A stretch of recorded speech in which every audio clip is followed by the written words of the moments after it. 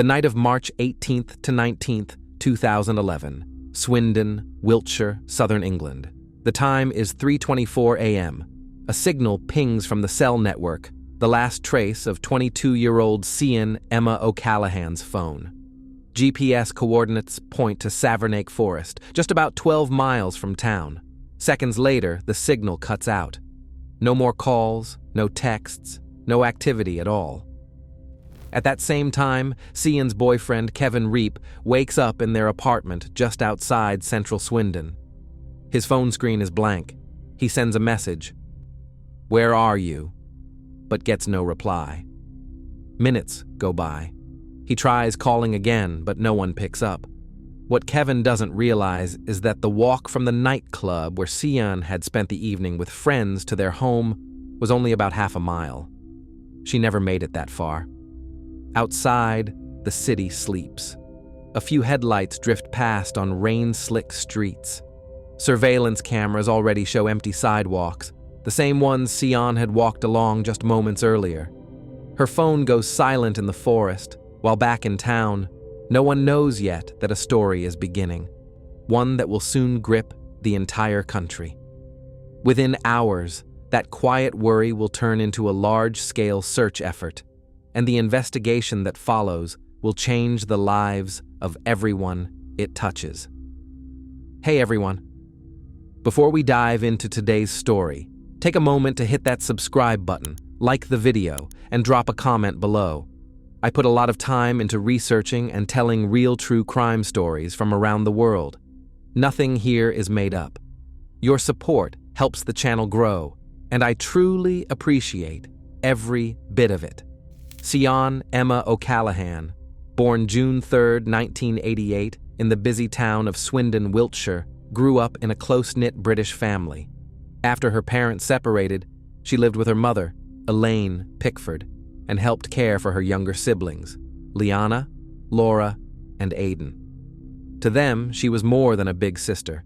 Aidan even called her his second mom because she often tucked him in at night and stayed with him when he was afraid of the dark. People close to Sian described her as kind-hearted, thoughtful, and calm under pressure. Always willing to help, she stayed away from drama and arguments. Her friends appreciated her for being a great listener, for her soft sense of humor, and the way she brought order and calm into the lives around her. She wasn't chasing excitement or recognition. She dreamed of the simple things, a steady job, a home of her own, and someday, a family. After finishing school, Sian realized that a traditional academic path wasn't for her. Instead, she chose a more hands-on direction. She worked in the administrative department of a local business and quickly built a reputation for being highly responsible and committed. She was always the first to arrive and the last to leave. Her desk was decorated with a small sign that read, "Keep smiling," a motto that reflected her outlook on life. Things in Sian's personal life were calm and steady. Her boyfriend, 26-year-old Kevin Reap, worked in the IT sector. The two lived together in an apartment just outside central Swindon and were planning a future together. Their relationship was solid, filled with mutual friends, family gatherings, and occasional getaways to the coast. In the final weeks before everything changed, nothing seemed out of the ordinary. It was the usual rhythm: work, catching up with friends, and the occasional weekend trip to a club. Sian didn't argue, didn't complain, and showed no signs of stress. Her life moved at a steady, predictable pace, and to those around her, it seemed safe. Swindon, like many towns in England, had a slow, familiar rhythm. Neighbors knew each other. Stores closed early. The streets were quiet after dark. It wasn't the kind of place where something truly shocking was expected to happen, and maybe that's exactly why what followed felt so hard to comprehend. A young woman walking the streets where she'd grown up vanished just minutes from her home. Her ordinary life, filled with work, love, and plans, ended suddenly and irreversibly. It became the start of one of the most well-known criminal cases in modern British history. On the evening of March 18, 2011, Sian O'Callaghan headed out with her friends to Suju, a nightclub in downtown Swindon. The night was uneventful: music, dancing, conversation. Surveillance footage shows the group entering the club just before midnight. At 2:52 a.m., Sian leaves, alone. She tells her friends she's walking home. The apartment she shares with Kevin is just about half a mile away. Cameras catch her walking down the street, turning a corner, and then she disappears from view. That's the last recorded footage of her alive. From that moment on, her trail goes cold. Kevin Reap, her boyfriend, tries to reach her several times by phone, but there's no answer. Assuming she stayed out a little longer with her friends, he eventually goes to sleep. By morning, though, it's clear Sian never came home. After failing to get in touch, Kevin contacts law enforcement. The missing person report is filed at 9:45 a.m. on March 19th. Officers begin reviewing the route where Sian was last seen. No one knows yet that these first few hours will be critical in one of the most high-profile cases Swindon has ever seen. Morning of March 19th, 2011. Less than 6 hours after Sian Emma O'Callaghan went missing, Wiltshire police launch their first official response. A dedicated investigation unit is quickly assembled: missing persons, officers, surveillance analysts, and forensic teams. Their mission? To trace Sian's steps from the moment she left Suju nightclub to where she was expected to arrive: home. Officers begin canvassing the businesses along High Street, collecting surveillance footage and interviewing employees. The cameras clearly show Sian leaving the club, then walking alone down the street.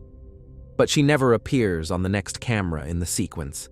The distance between those two spots is short.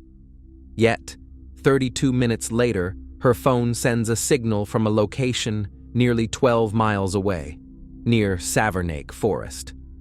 That detail immediately raises red flags. There's no way Sian could have reached that location on foot in such a short amount of time. By noon, police leadership issues their first public statement. The investigation is now being led by Detective Superintendent Steve Wiltshire. At a brief press conference, he urges the public to come forward with any information and emphasizes that this may involve a real active threat. At the same time, search efforts begin within several miles of the club and along the roads leading east out of Swindon. That same day, the first volunteers begin to arrive in town. Locals start printing flyers with Sian's photo, posting them at bus stops, on storefronts, and in car windows. By nightfall, several hundred concerned residents have joined the search. Within 24 hours, nearly 400 people are actively working alongside police.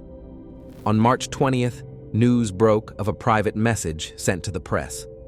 An anonymous donor is offering a reward of £20,000 for any information that could help find Sian. The case instantly escalates. Law enforcement increases patrol presence, sets up a temporary headquarters, and launches a dedicated tip line. But behind the scenes, investigators are hitting roadblocks. The camera network captured only part of Sian's route. There are no known witnesses, no signs of a struggle, and no discarded belongings. The only lead they have is Sian's phone, and it's gone silent. The town enters a state of anxious waiting. Reporters begin filling Swindon's main square, and national TV broadcasts daily updates. Under pressure from the media, rumors begin to spread. Everything from a robbery gone wrong to theories about Sian running away. Her family and friends go public to shut those claims down. Kevin, her boyfriend, appears on camera, pleading for her safe return. Authorities work to manage the growing flow of information, but the attention is building fast. For a town like Swindon, known for its quiet and safety, this is a shock. In a matter of hours, it becomes the focus of a national investigation. And with every passing hour and no answers, the anxiety only deepens. By the end of the first 24 hours, detectives have only fragments: a possible route, a time window, and the last known phone location. Everything else is a mystery. While the public holds out hope that Sian will return home safely, investigators are beginning to realize that this may be far more complicated than just a missing persons case. A few days after Sian disappeared, the investigation made its first major breakthrough. Detectives, after reviewing dozens of hours of city surveillance footage, spotted something unusual: a dark Toyota Avensis appearing near the area where Sian was last tracked. The timestamp on the footage matched the time Sian had left the center of Swindon. The vehicle slows down, stops briefly, and then drives off toward the Eastern Highway. For investigators, this became a critical lead. Running the license plates brought them to the registered owner, 47-year-old Christopher Halliwell, a resident of Swindon. Official records listed him as a licensed taxi driver. His background was mostly clean, aside from a few minor infractions. On the surface, he appeared to be an average guy, worked nights, lived with his partner Heather Widdowson, and was raising 3 sons. Neighbors and co-workers described him as quiet, dependable, and hardworking. Nothing about him raised immediate suspicion. He had the appearance of a man with a steady life and a solid reputation as a reliable driver. Police brought Halliwell in for questioning. He claimed that on the night Sian went missing, he had worked until around 1:30 a.m., then headed home. But the footage told a different story. His car was clearly seen in the same streets where Sian was last spotted, and at the same time. When officers pointed this out, Halliwell began changing details, stumbling over his timeline, and eventually said he may have just been driving through. Despite the clear inconsistencies, there was no direct evidence linking him to a crime. No signs of a struggle. Nothing belonging to Sian was found in his car. The police had no choice but to let him go. Still, Detective Superintendent Steve Wiltshire had a gut feeling that Halliwell wasn't just a bystander. The false alibi and nervous behavior raised serious red flags. The investigative team decided to move forward with covert surveillance. Halliwell was placed under 24-hour watch. Every move, every interaction, every stop was documented. His phone was tapped, and a GPS tracker was secretly installed on his car. For several days, Halliwell's routine seemed perfectly ordinary. He went to work, pumped gas, did some shopping. But that very normalcy started to concern investigators. He was being too cautious, avoiding conversation, taking unfamiliar routes, as if he sensed someone was watching. The surveillance operation continued. Detectives monitored his every action, carefully logging his routes and stops. On March 24, 2011, Halliwell left his home in his Toyota Avensis, stopped at a gas station, and purchased a container of fuel. The team stayed close. He drove toward the outskirts of Swindon, then beyond city limits, into a rural area with no surveillance cameras. His car came to a stop near a wooded area. From the trunk, he pulls out a bundle, later confirmed to be the fabric seat covers from his car. He lays them out carefully on the ground, douses them in gasoline, and sets them on fire.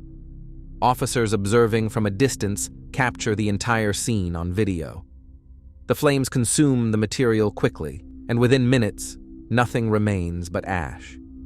For investigators, this was the turning point, an unmistakable attempt to destroy evidence. The order to detain him comes in immediately. Christopher Halliwell is arrested in the parking lot of a supermarket, shortly after returning from the trip. He doesn't resist. He claims he was just changing out the upholstery. He's brought directly to Detective Superintendent Steve Wiltshire, the lead on the case. Now, standard procedure would have been to bring the suspect to the station, file the arrest paperwork, and provide access to legal counsel. But Wiltshire knows they're racing against the clock. Every minute that passes could mean losing the chance to find Sian alive. He makes a controversial decision. Instead of heading to the station, Wiltshire takes Halliwell out toward the hills near Oxford. His goal is simple: get him to talk. Inside the car, a tense and measured conversation unfolds. Fulcher never threatens, never makes promises. He speaks to Hallowell's conscience. Straightforward, direct. "Where is Sian?" he asks. Hours go by with no response, and then Hallowell finally breaks the silence. "I'll take you," he says. Under pressure, Hallowell cracks. He agrees to lead Fulcher to the location of the young woman's body. From this moment on, Sian's case is no longer classified as a missing persons investigation. It becomes a case of a violent crime.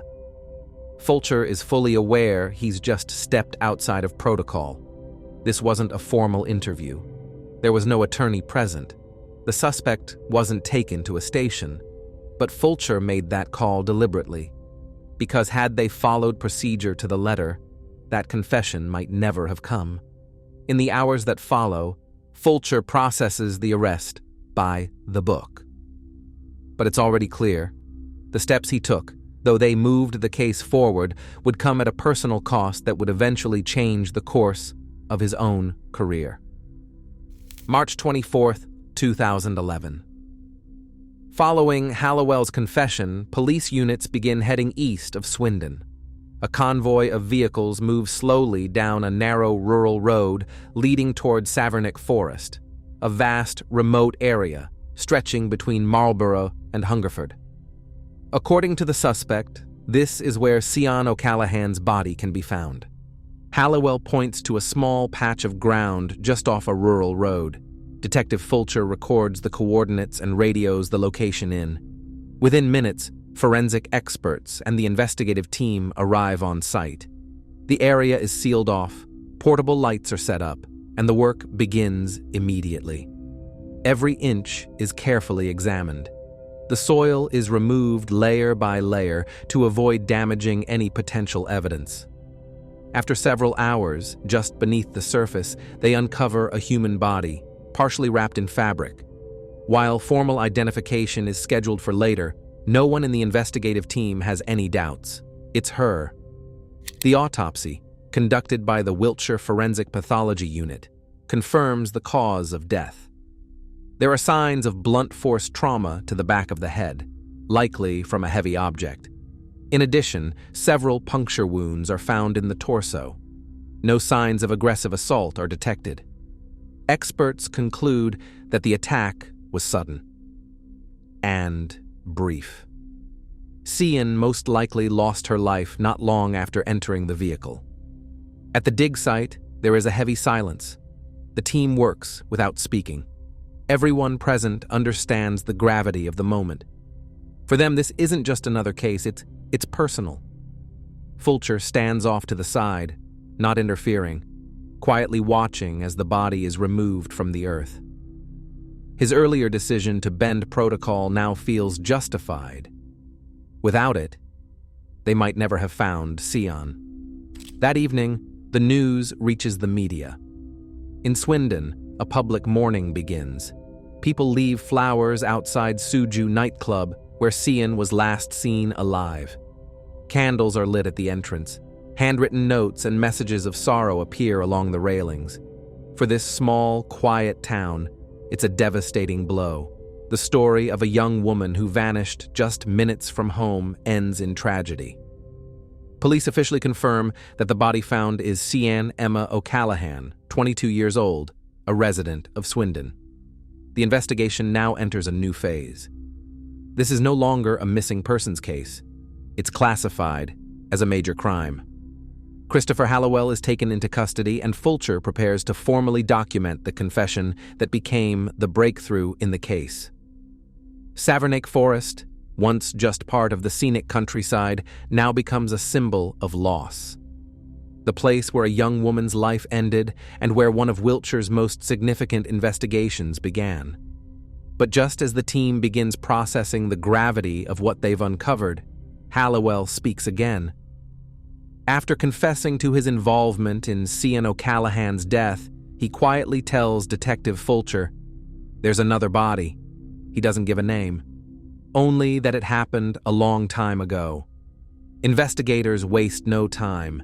They begin searching the nearby area. Just a few hundred yards from where Sian was found, forensic teams uncover bones and remnants of clothing. DNA testing confirms the identity. The remains belong to 20-year-old Rebecca Godden, who went missing 8 years earlier in Swindon. At the time, her disappearance raised no alarms. It was believed she had simply run away from home. Becky's story was a tragic one. In her teenage years, she struggled with addiction and had been in and out of treatment facilities. But at one point, she left rehab and never returned. In the years that followed, she was unhoused, living on the streets. Her mother, Karen Edwards, continued searching for her, but every effort came up empty. Now, police were telling her that Becky had been found. For Karen, the news was both devastating and a kind of closure. 8 years of uncertainty had come to an end. Forensic experts concluded that Becky lost her life due to aggressive actions, but because of the time that had passed, they couldn't determine an exact cause. Hallowell admitted to the crime, but couldn't remember the date or any clear details about how it happened. At this point, investigators realized they weren't dealing with an isolated incident, but potentially a series of crimes. 2 victims, years apart, both tied to one man. Police began re-examining old missing persons cases, looking for any possible links to Hallowell. For Becky's family, it was the end of a years-long nightmare. For detectives, it was a shift, from searching for one missing woman to investigating a possible repeat offender. In the fall of 2012, the trial of Christopher Hallowell began at Bristol Crown Court. He was formally charged with the crime against Sian O'Callaghan. At first, he pleaded not guilty, but months later, in a sudden reversal, he confessed.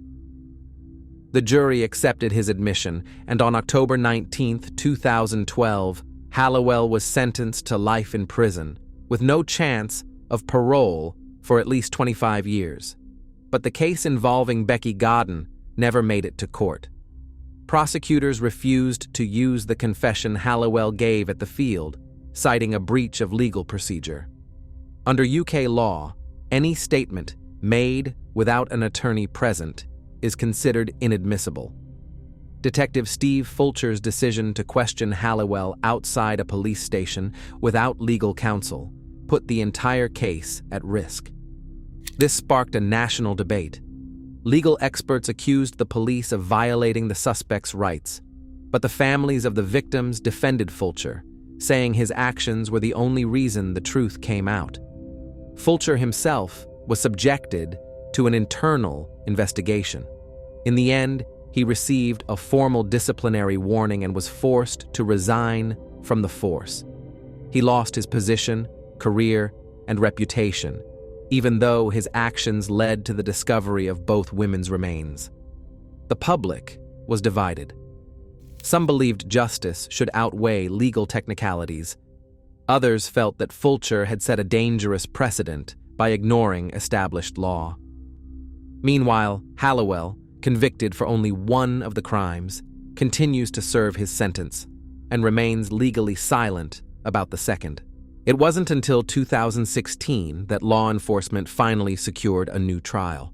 Thanks to additional evidence, including DNA analysis and physical material recovered from the burial site, prosecutors were able to reopen the case involving Becky Godden. This time, no confession was needed. The jury reviewed the facts and returned a clear verdict: guilty. On September 19, 2016, Christopher Hallowell was sentenced to life in prison with no possibility of parole. This time, there would be no early release. He would spend the rest of his life behind bars. A case that began with the disappearance of one young woman in a quiet English town ended with 2 life sentences, and 2 very different lives changed forever: that of the offender and that of the detective who crossed a line in pursuit of truth. After the trials concluded, the lives of everyone involved went in different directions. Detective Steve Fulcher, whose actions led to the resolution of both cases, was ultimately found guilty of violating police conduct rules. His decision to question Hallowell outside a station without an attorney present was deemed a violation of the laws governing investigative procedures. As a result, Wiltshire faced disciplinary action. He lost his title, his standing, and was forced to resign from the Wiltshire Police Department. For Wiltshire, it marked the end of a career that had spanned more than 20 years. He had started as a patrol officer, risen through the ranks, and led complex investigations. But it was this one case, the Sian O'Callaghan case, that ultimately cost him everything. After stepping away from the force, Wiltshire left the UK and started a new life in Somalia, working as a consultant for a private security firm. Ironically, it was his decision to break protocol that became the key to solving crimes that might have remained in the dark. Without that bold, albeit unlawful, move, the victims may never have been found, and the suspect might have continued harming others unnoticed.